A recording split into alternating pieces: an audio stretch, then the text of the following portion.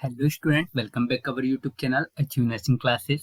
आज की वीडियो में हम आपके लिए लेके आए हैं NFH। एक इम्पॉर्टेंट टॉपिक होने वाला है आपके CHO एग्जाम के लिए, और जो कि बहुत इम्पॉर्टेंट होने वाला है। और आज की हमारी क्लास 49 नंबर की होने वाली है, और इसके पहले हमारे यूट्यूब चैनल पे 48 क्लासेस अपलोड है, जो कि आप लोगों ने अभी तक नहीं देखी तो आप हमारे यूट्यूब चैनल पे जाके क्लासेस देख सकते हो। और क्लासेस के बीच में काफ़ी गैप हो चुका था, तो अब से हमारी क्लासेस डेली कंटिन्यू रहेगी। आज का हमारा टॉपिक है national family health survey, NFHS।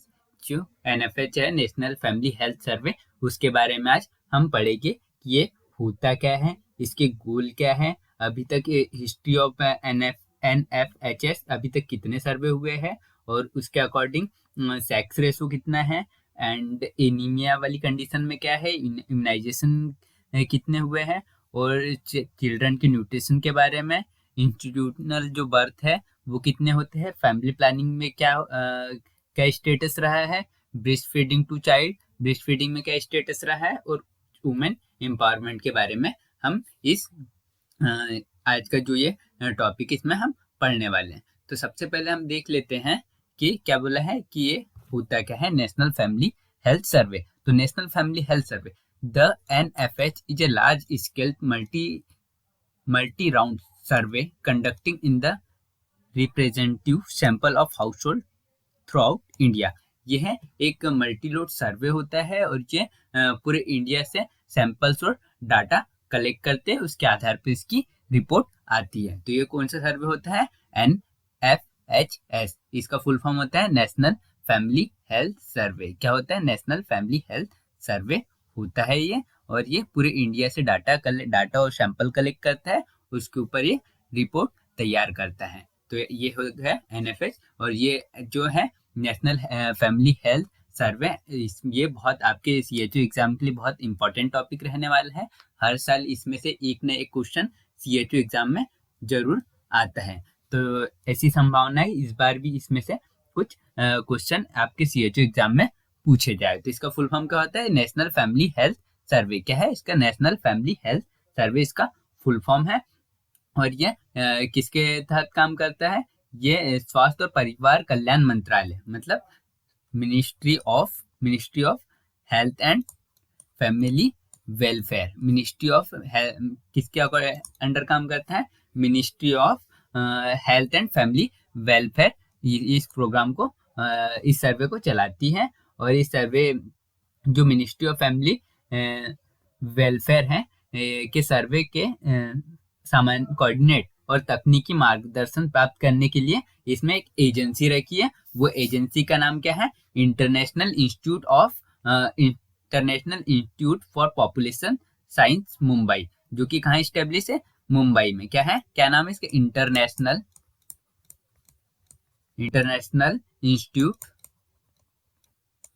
For population science. क्या है, international institute for population science. और ये स्टेब्लिश कहाँ है, ये स्टेब्लिश्ड है मुंबई में, MGM मुंबई में स्टेब्लिश्ड है। और इसका शॉर्ट फॉर्म में क्या बोलेंगे, IIOS। तो इसका फुल फॉर्म होगा international institute for population science, इसका फुल फॉर्म होगा। और इसका ये स्टेब्लिश कहाँ पे है, ये मुंबई में स्टेब्लिश्ड है। एक एजेंसी है, ये कोऑर्डिनेट करके रखी गई है, जो तकनीकी मार्गदर्शन प्राप्त करती है। नोडल एजेंसी है किसके तहत, NFH के तहत, ये एक नोडल एजेंसी है। और NFH इसके इसका गोल क्या है, इसका गोल है to provide essential data of health and family welfare need to ministry of health and family welfare and other agency for policy program purpose. ये क्या करती है, इसेंशियल डाटा कलेक्ट करती है। क्या करती है, इसेंशियल डाटा कलेक्ट करती है, डाटा कलेक्ट करती है हेल्थ एंड फैमिली वेलफेयर से रिलेटेड डाटा कलेक्ट करती है, और उसके बाद एक रिपोर्ट तैयार करती है।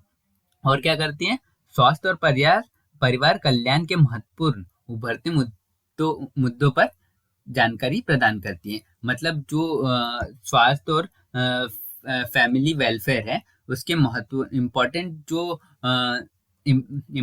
जो मुद्दे हैं उस पर जानकारी प्रदान करती है। किस पे, हेल्थ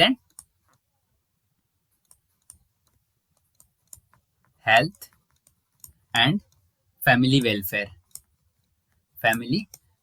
पे जो इम्पोर्टेंट टॉपिक्स हैं उस पे जानकारी प्रदान करती है, जैसे कि सेक्स रेशो क्या है, हाँ, और फर्टिलिटी रेट क्या है, child infant and child mortality rate क्या है, मैटरनिटी एंड चाइल्ड हेल्थ क्या है, रिप्रोडक्टिव हेल्थ क्या है, न्यूट्रिशन स्टेटस क्या है, एनीमिया क्या है, इसके बारे में जानकारी प्रोवाइड कराता है। क्या क्या कराता है? फर्टिलिटी,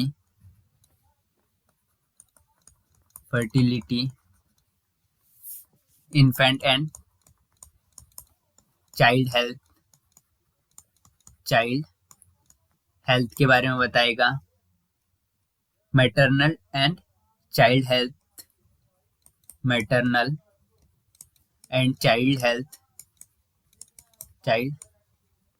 हेल्थ के बारे में बताएगा, रिप्रोडक्टिव हेल्थ के बारे में बताएगा,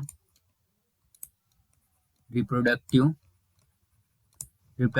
हेल्थ के बारे में डाटा देगा, और न्यूट्रिशन स्टेटस बताएगा, न्यूट्रिशन स्टेटस पे डाटा प्रोवाइड करेंगे, और एनीमिया के बारे में भी हमें बताएगा कि एनीमिया की क्या कंडीशन इंडिया में है, इसके बारे में ये सारा डाटा प्रोवाइड कराता है। क्या कराता है? फर्टिलिटी के बारे में बताता है, इन्फेंट एंड चाइल्ड बर्थ के बारे में, मैटरनल एंड चाइल्ड हेल्थ जो भी स्टेटस है, रिप्रोडक्टिव हेल्थ के बारे में, न्यूट्रिशन के बारे में, और एनीमिया के बारे में हमें ये जानकारी प्रोवाइड करता है ये सर्वे की क्या स्टेटस रहा है। और ये सर्वे हम इसके बारे में इसकी हिस्ट्री देख लेते हैं कि ये सर्वे कब कब हुआ है इंडिया में। NFHS इसका फुल फॉर्म अभी बताया था, नेशनल फैमिली हेल्थ सर्वे होता है इसका फुल फॉर्म। और ये फर्स्ट टाइम कब कंडक्ट हुआ था? ये फर्स्ट टाइम कंडक्ट हुआ था 1992 से 93 में, ये फर्स्ट टाइम कंडक्ट हुआ था। और सेकंड टाइम की बात करें तो ये सेकंड टाइम हुआ था 1998 से ये हुआ था 1999 में ये कंडक्ट हुआ था। और थर्ड टाइम की बात करें एनएफएस थर्ड बार कब कंडक्ट हुआ था? इसने थर्ड टाइम सर्वे कब किया था? 2005 से लेकर 2006 में इसने रिपोर्ट दी थी। और एनएफएस 4 की बात करें, नेशनल फैमिली हेल्थ सर्वे 4 की बात करें हम, तो ये एनएफएस 4 कब आया था? ये एनएफएस 4 आया था 2014 में इसने सर्वे किया था, और 2015 में इसने रिपोर्ट तैयार करके रिपोर्ट दी थी। और हम 2000 मतलब नेशनल फैमिली हेल्थ सर्वे 5th की बात करें तो ये कब हुआ था? ये हुआ था 2019 से लेकर 2021 में। कोविड के कारण इसने लेट रिपोर्ट तैयार हुई थी इसकी, कोविड के कारण इसकी लेट रिपोर्ट तैयार हुई थी, और रिपोर्ट उसने दी थी। तो रिपोर्ट के बारे में भी देखेंगे कि रिपोर्ट में 2000 जो लास्ट सर्वे हुआ था तो उसके अकॉर्डिंग सेक्स रेशो क्या है, और टोटल फर्टिलिटी रेट कितना है, एनीमिया वाली कंडीशन क्या है, इम्यूनाइजेशन का स्तर कितना रहा है, चाइल्ड न्यूट्रिशन क्या रहा है, इंस्टीट्यूशनल बर्थ क्या है, फैमिली प्लानिंग, ये सारा हम देखने वाले हैं। तो ये 2005वां सर्वे कब हुआ था? 2019 से लेकर 2021 में इसने रिपोर्ट सबमिट करी थी। कोविड के कारण ये सर्वे लेट हो गया था, है ना। तो ये 4-5 सर्वे है, और इसके बारे में पूछ सकता है कि कौन सा एनएफएस सर्वे फर्स्ट राउंड कब हुआ था, सेकंड राउंड कब हुआ था, थर्ड राउंड कब हुआ था, या और फोर्थ राउंड कब हुआ था, और फिफ्थ राउंड कब हुआ था, इसके बारे में भी पूछ सकते हैं। तो आपको इसके बारे में पता होना चाहिए, है ना। तो इसके बाद हम देख लेते हैं नेशनल फैमिली हेल्थ सर्वे 5। नेशनल हेल्थ सर्वे 5 जो है वो कब कंडक्ट कराया गया था? ये कब कंडक्ट हुआ था? ये 2019 से लेकर 2021 में इसने रिपोर्ट तैयार करी थी। 2021 में इसने रिपोर्ट तैयार करके हमें बताया था। तो हम इसकी बात करें तो the NFS 5 has been chapter data during 1920 has been conduct around 1.6 lakh house hold. इसमें सर्वे किया था 1,06.1 लाख घर का इसने सर्वे किया था। और NFS 5 ने 2019-20 के दौरान 6 लाख घरों से डाटा प्राप्त किया था। कितना किया था? कितने? 6 लाख घरों से इसने डाटा प्राप्त किया गया था। और इसके जो डाटा था, ये एनएफएस 4 जो हुआ था, एनएफएस जो 4 हुआ था, उसके समान डाटा आए थे इसके। मतलब 2004, मतलब 2015 और 16 में जो हुआ था सर्वे, उसके जैसे ही इसके डाटा मिलते जुलते थे। और क्या हुआ था? एनएफएस जो 5 है, इसका जो सर्वे चल रहा था, उसका सेकंड राउंड चल रहा था, तब कोविड जो पैंडेमिक आई थी, उसके कारण इसने जो इसकी रिपोर्ट है, इसका रिजल्ट कब आया था? रिजल्ट आया था सितंबर 2021। कोविड के कारण इसने लेट कर दिया था। किसने? एनएफएच 5 ने इसकी रिपोर्ट देने में कोविड के कारण लेट कर दिया था। तो सितंबर 2023 में इसकी रिपोर्ट सबमिट हुई थी। कब हुई थी? सितंबर 2023 में इसकी रिपोर्ट सबमिट हुई थी। एनएफएस का full form national family health सर्वे 5 पढ़ रहे हैं हम। और इसमें क्या हुआ था? इसमें 6 लाख से ज्यादा घरों में सर्वे हुआ था, 6 लाख से ज्यादा घरों से डाटा प्राप्त किया था। और इसमें एनएफएस 4 जो हुआ था कब? 15-16 में हुआ था, उसके जो डाटा था और एनएफएस 5 के जो डाटा था वो मिलता जुलता था। और इसकी रिपोर्ट एनएफएस 5 की रिपोर्ट कब आई थी? सितंबर 2021 में आई थी, क्योंकि कोविड पैंडेमिक के कारण रिपोर्ट तैयार नहीं हो पाई थी। इसका रिजल्ट कब आया था? इसका रिजल्ट सितंबर 2021 में आया था, है ना। और इसके कुछ इंपॉर्टेंट की पॉइंट्स की बात करें हम, इंपॉर्टेंट की फाइंडिंग, क्या क्या इसने फाइंड किया था? तो इसने क्या देखा था? सेक्स रेशो क्या बताया था इसके अकॉर्डिंग?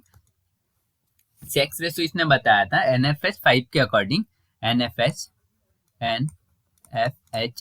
5 के अकॉर्डिंग जो सेक्स रेशो था वो था कितना?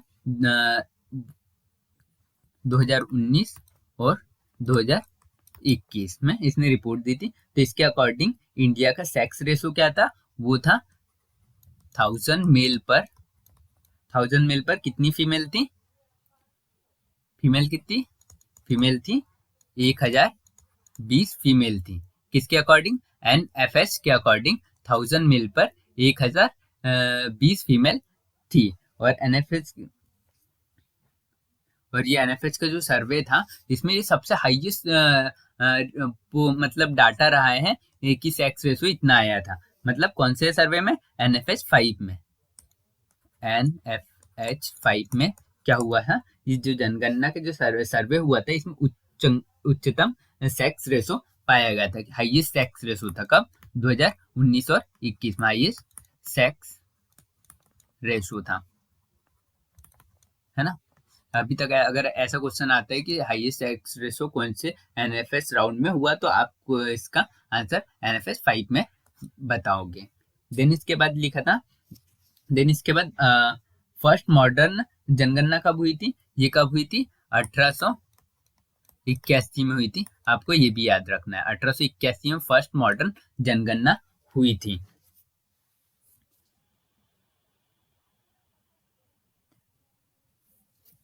देन इसके बाद नेक्स्ट क्वेश्चन देख लेते हैं।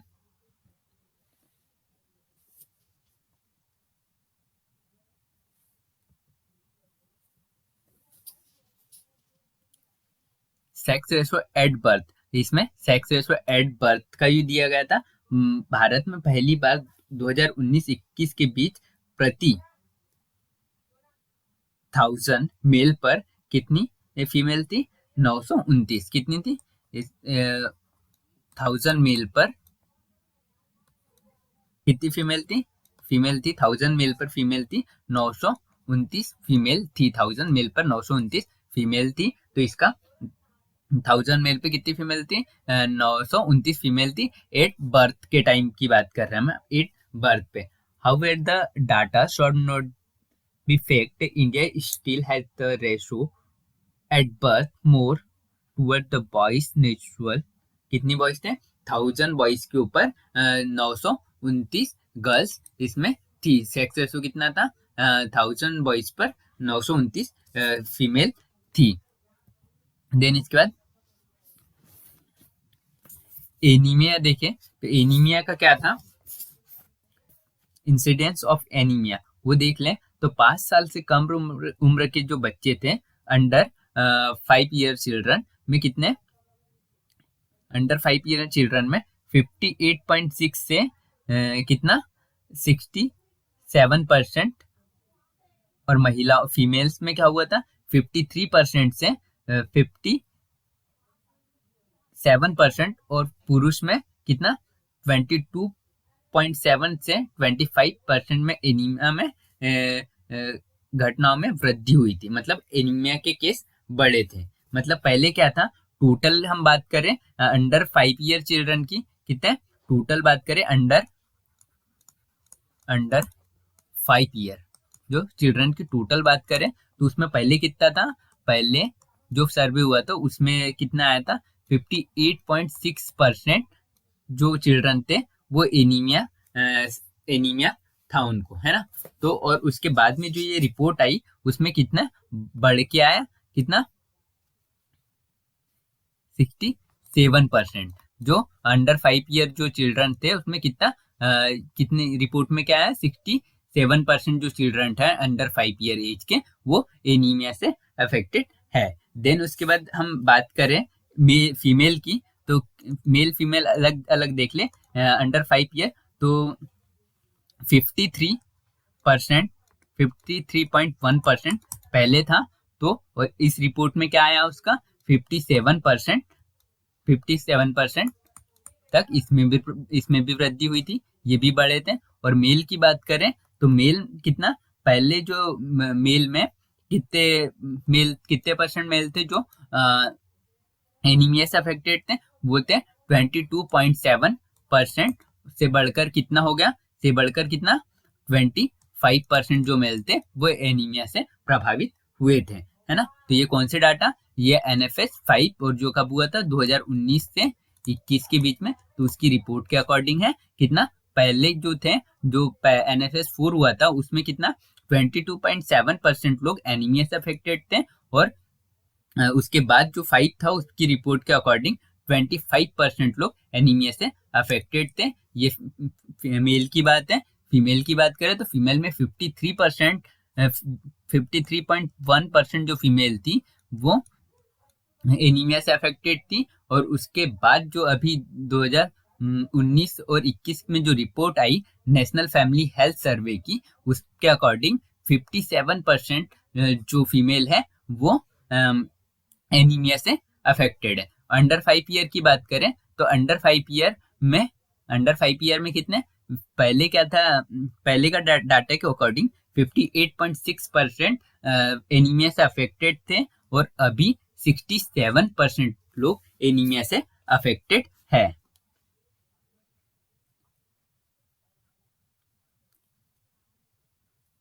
और हम बात करें केरल को छोड़कर जो बाकी सारे स्टेट है वो मतलब सीवियर श्रेणी में आते हैं। ओनली एक केरल ही है एनीमिया की कंडीशन में जो सीवियर श्रेणी में नहीं आता, बाकी सारे राज्य एनीमिया से ज्यादा अफेक्टेड है। हम इम्यूनाइजेशन की बात करें हम तो राष्ट्रीय स्तर पर 12 से लेकर कितना 12 से 13 मंथ की उम्र के जो बच्चे थे, बच्चों में पूर्ण टीकाकरण मतलब फुल इम्यूनाइजेशन अभियान के द्वारा, है ना, कितने 12 से 13 मंथ के जो बच्चे थे उसमें फुल इम्यूनाइजेशन अभियान के द्वारा कितने फुल इम्यूनाइजेशन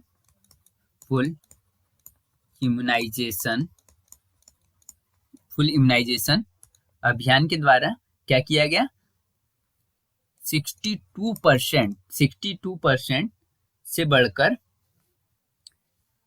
67% तक का सुधार हुआ। क्या हुआ, इम्प्रूवमेंट हुआ।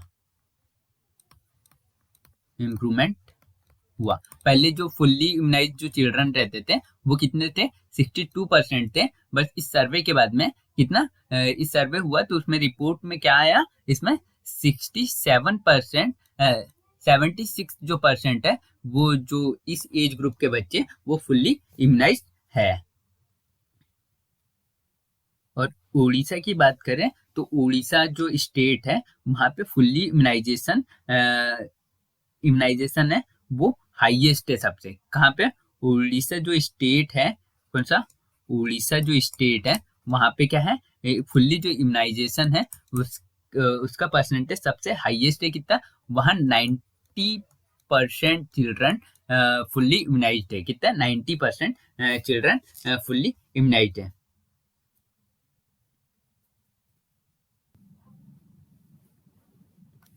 देन इसके बाद आगे की बात करें हम, चाइल्ड न्यूट्रिशन की बात करें, तो चाइल्ड न्यूट्रिशन की बात करें तो एनएफएच जो 5 हुआ था, एनएफएच जो 5 हुआ था उसके सर्वे के अनुसार राष्ट्रीय स्तर पर थोड़ी सुधार है ना, थोड़ा सुधार हुआ है। क्योंकि अखिल भारतीय मतलब पूरे इंडिया में स्तर पर स्टंटिंग 38% से घटकर कितनी हो गई है? 36% हुआ था। मतलब चाइल्ड न्यूट्रिशन के मामले में भी थोड़ा सा सुधार हुआ है। इसमें स्टंटिंग में 38% था पहले, तो उससे घटकर कितना हुआ? उससे घटकर कितना हुआ? 36% हो चुका है, 36% हो चुका है। और एनएफएस 5 के सर्वे के अनुसार वॉस्टिंग भी कितना हुआ है? वॉस्टिंग भी कितना हुआ है? 21% से घटकर कितना हुआ है? 19% पर आ चुका है। और अंडर वेट 36% से घटकर 32% पे आ गया है। और अंडर वेट कितना?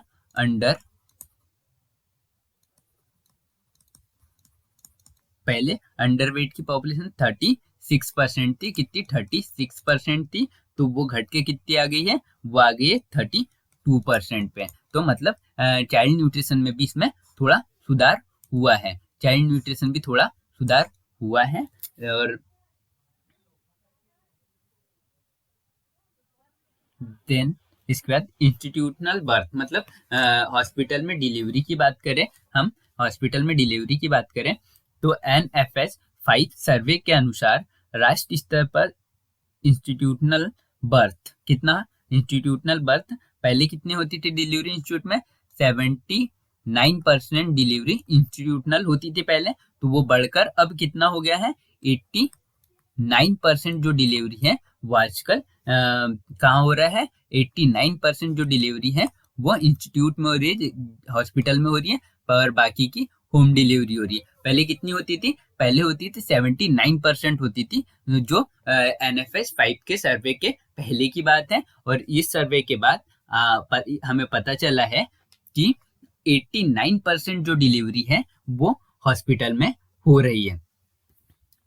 और हम पौंडीचेरी और तमिलनाडु की बात करें, पौंडीचेरी और तमिलनाडु की बात करें तो वहां पे क्या है? 100%, कितना? 100% इंस्टीट्यूशनल डिलीवरी हो रही है। कहाँ? पौंडीचेरी एंड इंस्टीट्यूशनल बर्थ या डिलीवरी, पौंडीचेरी और तमिलनाडु में 100% इंस्टीट्यूशनल डिलीवरी हो रही है।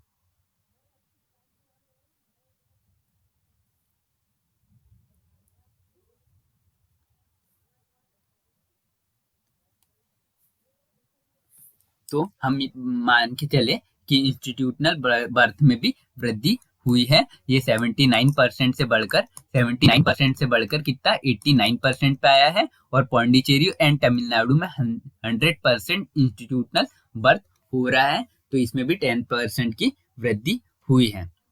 देन इसके बाद नेक्स्ट क्वेश्चन देखें, फैमिली प्लानिंग। तो फैमिली प्लानिंग पे इसमें क्या रहा है? राष्ट्रीय स्तर पर ओवरऑल, राष्ट्रीय स्तर पे मतलब पूरे इंडिया में देखा जाए तो कॉन्ट्रासेप्टिव प्रिविलेंस रेट, किसकी बात करें? Overall contraceptive prevalence rate, overall contraceptive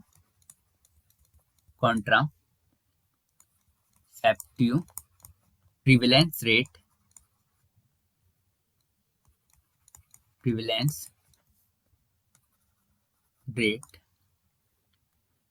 इसका शॉर्ट फॉर्म क्या? OCPR, overall contraceptive prevalence rate कितना है? ये है, पहले था 54%, कितना?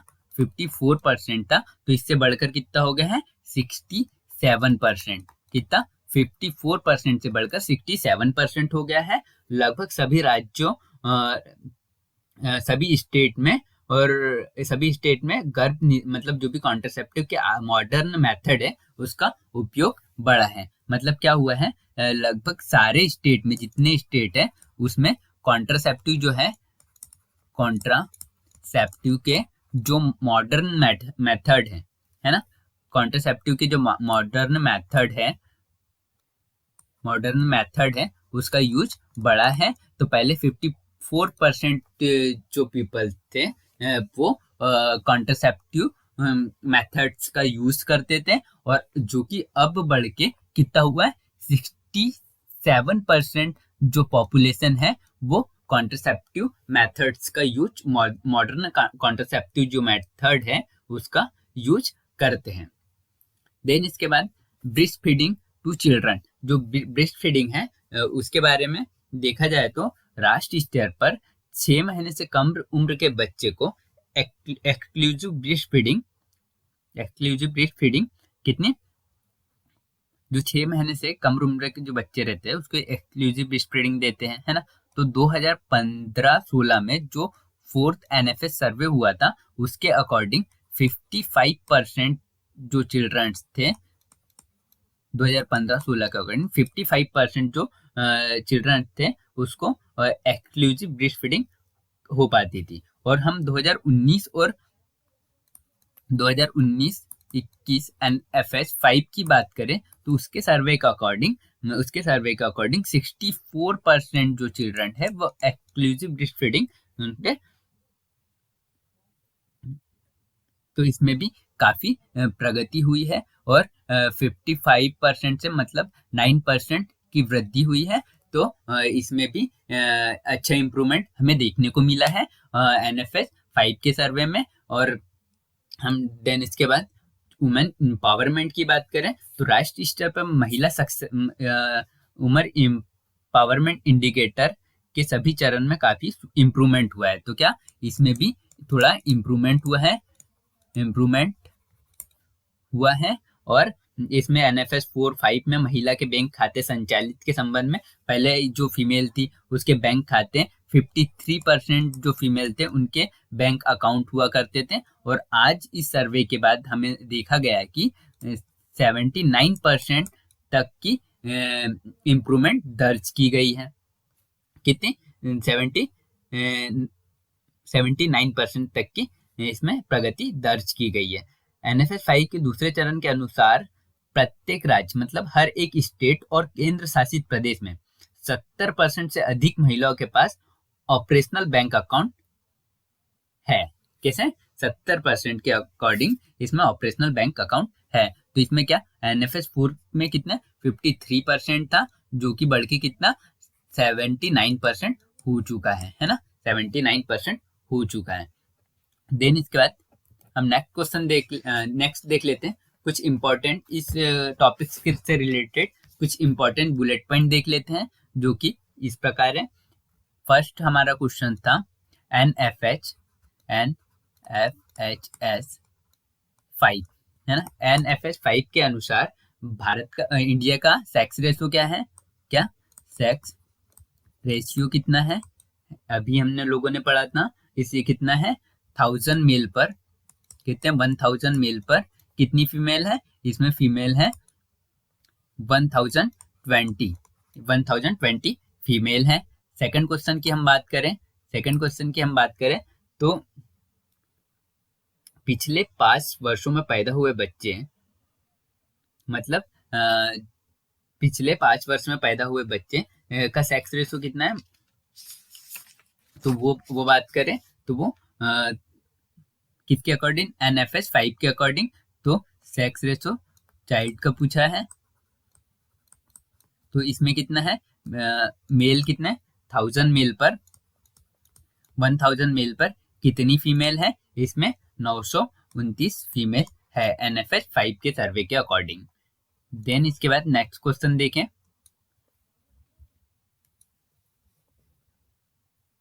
NFS 5 के अनुसार भारत के टोटल फर्टिलिटी रेट कितनी है, कितने TPR, total fertility rate. Total fertility rate किसके अकॉर्डिंग, एनएफएस 5 के अकॉर्डिंग टोटल फर्टिलिटी रेट है 2.0। कितनी है, 2.0 टोटल फर्टिलिटी रेट है।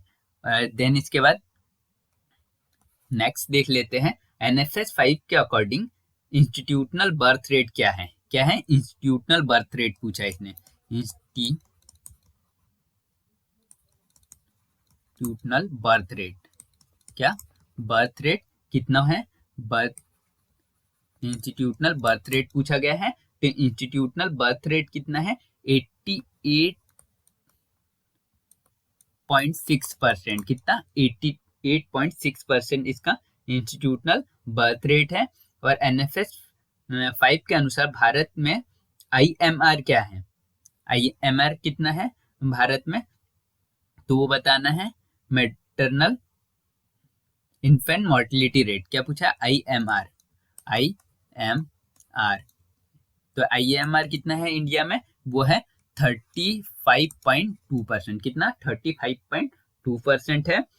एनएफएस 5 के अनुसार 5 वर्ष के कम एज की आयु की मृत्यु दर, मतलब अंडर 5 ईयर में डेथ कितनी होती है, तो उसमें कितने हैं, तो इसमें दिए हैं 41.9%, है ना।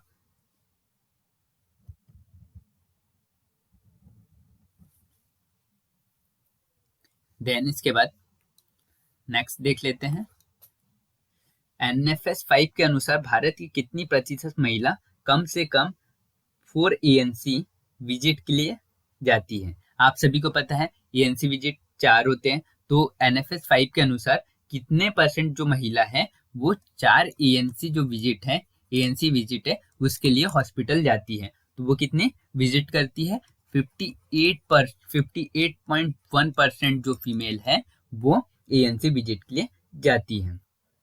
देन इसके बाद एनएफएस 5 के अनुसार भारत की कितनी प्रतिशत महिला गर्भवती होने पर 100 दिन या उससे अधिक समय तक आयरन फोलिक एसिड का सेवन करती है। मतलब जो प्रेग्नेंट लेडी रहती है, प्रेग्नेंट फीमेल जो है वो 100 दिन तक, 100 डेज तक आयरन फोलिक एसिड की जो टैबलेट होती है वो लेती है। वो कितने परसेंट है, आयरन फोलिक एसिड की टैबलेट लेती है 44% जो फीमेल है, 44.1% जो फीमेल है वो 100 डेज तक आयरन फोलिक एसिड की टैबलेट लेती है। देन इसके बाद नेक्स्ट देख लेते हैं, एनएफएस 5 के अकॉर्डिंग भारत में 6 से 59 मंथ की आयु के कितने प्रतिशत बच्चे एनीमिया है, मतलब कितने 6 मंथ से लेकर 59 मंथ तक के बच्चे में एनीमिया होता है, कितने परसेंट, 67.1% एनीमिया से अफेक्टेड है। देन इसके बाद एनएफएस 5 के अनुसार भारत में 5 से 49 वर्ष की आयु समूह की कितनी गर्भवती महिला है जो एनीमिया है, मतलब कितने परसेंट है, 5 से 49 कितने प्रेग्नेंट लेडी, तो वो कितनी है 52%, कितनी 52.2% जो फीमेल है वो एनीमिया वाली कंडीशन में आती है ना। किसके अकॉर्डिंग, एनएफएस सर्वे 5 कब हुआ था, 19 से 21 के बीच में, कब हुआ था, 19 से 21 के बीच में हुआ था। और आज के लिए टॉपिक इतना ही। एनएफएस पढ़ा हमने, नेशनल फैमिली हेल्थ सर्वे, और जो कि कब हुए हैं उसके बारे में पढ़ा हमने। नेशनल फैमिली हेल्थ सर्वे होता क्या है, उसका गोल क्या है, ये सर्वे कब हुए हैं। एनएफएस फर्स्ट राउंड कब हुआ था, 1992 से 93 में हुआ था। सेकंड राउंड 98 से 99 में हुआ था, है ना, 99 में हुआ था। देन उसके बाद थर्ड राउंड हुआ था 2005 से 2006 में, इसका थर्ड राउंड हुआ था। और 2014 और 15 में इसका फोर्थ राउंड हुआ था। और 2019 से 21 में इसका 2019 से 2021 में इसका 5th राउंड हुआ था और अभी 6th राउंड इसका स्टार्ट होने वाला है, जो कि स्टार्ट होने वाला है। और इसके बारे में हमने पढ़ा सेक्स रेशो क्या है इंडिया में, और सेक्स रेशो एट बर्थ का क्या है, एनीमिया वाली कंडीशन में क्या है, कितने परसेंट लोग एनीमिया से अफेक्टेड हैं, इम्यूनाइजेशन वाली कंडीशन में क्या है, फुल्ली इम्यूनाइजेशन पर कितने परसेंट लोग हैं, कौन सा स्टेट में 100% फुल चिल्ड्रन फुल्ली इम्यूनाइज्ड हैं, चाइल्ड न्यूट्रिशन स्टेटस क्या है, इंस्टीट्यूशनल बर्थ रेट क्या है, कितनी परसेंट डिलीवरी इंस्टीट्यूट में होती है, फैमिली प्लानिंग क्या, फैमिली प्लानिंग कितने परसेंट लोग मॉडर्न कॉन्ट्रासेप्टिव मेथड का यूज करते हैं, ब्रेस्ट फीडिंग का स्टेटस क्या है, वुमेन एम्पावरमेंट में इसका स्टेटस क्या है। तो आज की वीडियो में हमने ये सारी चीज़ों के बारे में डिस्कस किया। तो ये वीडियो आपके एमपी सीएचओ और आने वाले सीएचओ एग्जाम और एनएचएम एग्जाम के लिए बहुत इंपॉर्टेंट होने वाले हैं, जो कि नेशनल फैमिली हेल्थ सर्वे के बारे में पढ़ा और इसमें से एक ना एक क्वेश्चन आने की संभावना है। तो इस क्लास को आप बहुत अच्छे से पढ़े और ज़्यादा से ज़्यादा रिवाइज करें। आपका सीएचओ एग्जाम के लिए आप बहुत अच्छे से तैयारी करें। और आज की हमारी 49 नंबर की क्लास थी और अब से आपकी क्लासेस कंटिन्यू होने वाली है, जो कि डेली शाम 6 बजे आपकी क्लास हमारी अचीव नर्सिंग क्लासेस की यूट्यूब चैनल पे अपलोड होगी। अगर आपने हमारे चैनल को अभी तक सब्सक्राइब नहीं किया है तो हमारे चैनल को सब्सक्राइब करें, बेल आइकन को प्रेस करें, ताकि जो भी वीडियो अपलोड होता है तो आपको इसकी इंफॉर्मेशन सबसे पहले पहुंच सके।